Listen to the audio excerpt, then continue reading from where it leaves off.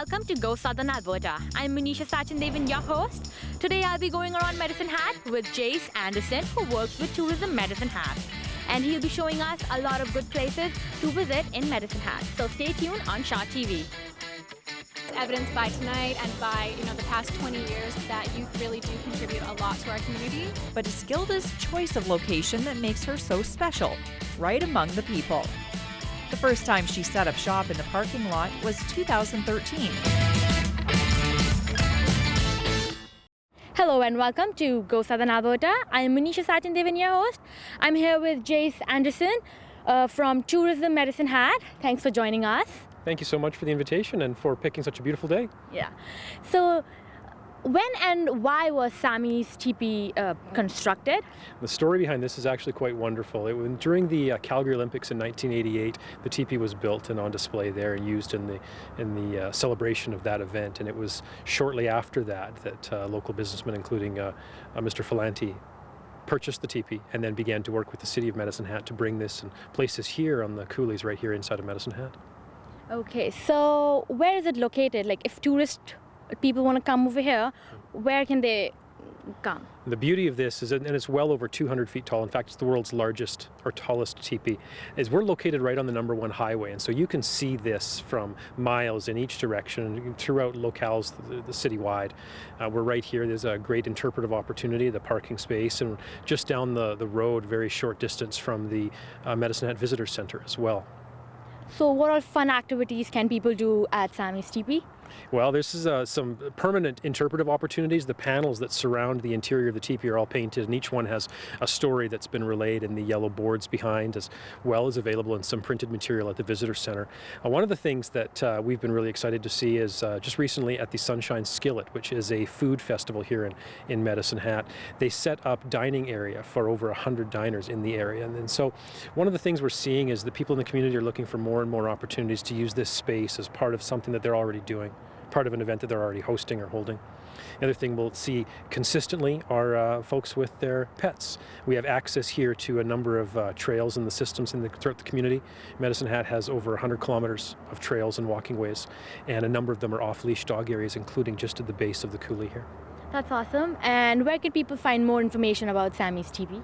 Well, like I said, I would suggest that they come and take a look on site and read the interpretive bars that explain really the paintings behind. Another opportunity would be stopping in at the Visitor Center. We've got a couple of Visitor Center staff that are absolutely passionate about this spot in the city, and so they would love to tell you a little bit more. We have some printed material and some cards and things that folks can take with them.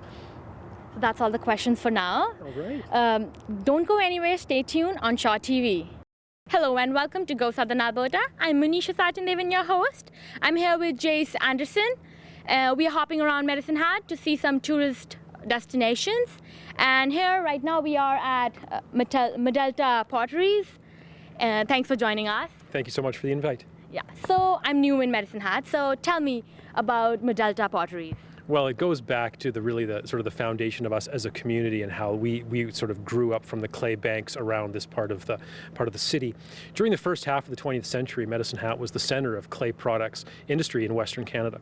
And the industry was built on these essential elements: the presence of local clays suitable for brick and pottery, a ready supply of natural gas for firing the kilns, and the arrival of the Canadian Pacific Railway in 1883. And the first brick plant was built in 1885, and so we have this deep and rich connection to a industrial history through the Interpretive Museum and artifact and sharing of this community and space that's unrivaled in not only in Alberta, but frankly in all of Canada. I've heard a lot of stories about the name of Medelta. So how did Medelta get its name? I love the fact that you're so quickly putting me on the spot, and I am open and welcome to receiving phone calls and emails if I miss this in any way, but my understanding is that Medelta is a hybrid of two words. It's the medicine from Medicine Hat and the Alta or Alberta, and so it's Medelta. It's those two portions of words being put together. That is awesome. I like it. So where is it located? We're right here in Medicine Hat, and so we're right, and the river is behind us, and there's a number of signage points and wayfaring points throughout the city, and starting right from the number 1 highway as people are passing through, and they'll lead you right down here. And if you enjoy the drive, then you'll end up either on First Street through the historic downtown, or down on the Riverside side, and you'll end up crossing some wonderful bridges and seeing a good portion of our river valley and some of the natural landscape that really sets us as a community apart from our regional neighbors. Yeah, that's good. So what all fun activities can people do at Medelta? There's a couple of things that are happening right now that I think are really important, not only to visitors and tourists and guests to our community, but for local residents as well. And the first off is that as of May Long Weekend, the Brick and Tile plant is being opened for interpretive tours. And so that's a must-see. This is something that hasn't been open to the community at all for years, if ever. And so that's another side of the industrial history of this historic clay district that's being opened and exposed and managed by Medelta to be shared. And so that's happening as of May Long Weekend. The other thing, and I'll give you a second really quick, the other thing that's a really big deal for me at least, and I know for a lot of locals and visitors to the community, is the market at Medelta that happens every Thursday night year-round from 4:30 to 8:30. It's an incredible sort of mixture of artisanal market, local food, cuisine. There is opportunity for live music and access to the gallery space. It's wonderful. Any other fun stories you want to share with us? I do actually have one that I'd love to connect to. Yeah, thank you for the prompt. We had at our visitor center up on the highway by the teepee just a couple of weeks, if maybe not a month ago, we had an older couple come in. And they were excited to tell us that over 30 years ago when they married, on their first holiday after their marriage, they began collecting Medelta pottery. And they have consistently been collecting that pottery and that clay work for well over 30 years. And they came into the visitor center to visit us because they wanted directions. That was going to be the first time they saw this site with their own eyes. And so after 30 years of collecting the pottery, they were going to come and visit the site firsthand. And that was a wonderful story to be able to share. Thank you. Yeah, that was adorable. So we still have one more destination to visit. Don't go anywhere. Stay tuned on Shaw TV. Welcome back to the show. I'm Manisha Sachindevan, and I'm here with Jace. Previously, we were at the Sammy's Teepee, and then we popped in to Medelta. And now we are at the Esplanade in downtown near the library. Thanks for joining.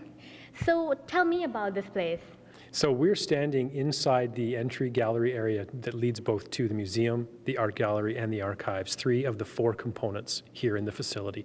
And the 4th is just outside the front, which is our Performing Arts Center, which seats just over 700. Working at the Visitor Center in regards to Tourism Medicine Hat, as I do, one of the things that we get asked numerous times on a regular basis is by visitors who are in the community for a little bit of time, and they'd like to know what they should see or do while they're passing through Medicine Hat. One of the places we naturally send people on a regular basis is right down to the Esplanade. And there's a few really good reasons why. So you recently had a tour of this building. So what were your favorite things about it? So we had a walkthrough. We were in the facility just last week. We had some visiting executives from Travel Alberta and some other corporations that are based farther north, and they spent a couple of days here in Medicine Hat with us. And in the walkthrough here, one of the things that really stood out was the art gallery behind us. There's at present 2 different galleries set up. One is a beautiful interpretive art piece, and it's a collection of artworks. And the other was made up of student art from the community. So all the different schools, everywhere from Recollection Serves, kindergarten, all the way through to grade 12. It was a great collection. It's on for a significant amount of time, and it was really heartwarming, really, to see so many different kids and so much of their work and passion being poured into both flat 2D imagery as well as 3D. There was some clay handwork and things like that. That is awesome. So where can people find more information about the Esplanade?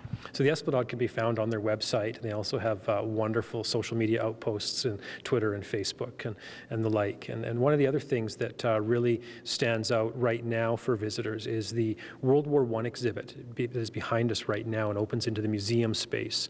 It was actually scheduled to come down a little while back, but the response was so strong, and the number of school groups and people that were still looking to get back into that space, it's been extended into the middle of June, I believe. And so if folks have an opportunity to get in and see that space, now is another natural good time. Thank you so much. That's all the questions I have for you. Thank you. So don't go anywhere. We have a lot more to come. Stay tuned on Shaw TV. So that's a wrap up to our show. we just dropped Jace back to the tourist center. Thanks, Jay, for showing us a lot of tourism destinations.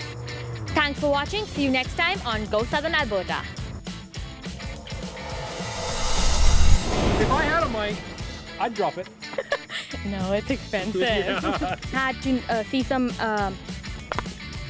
You like judo or karate? From tourist of Manila. No. Claude is a municipal. You go blank.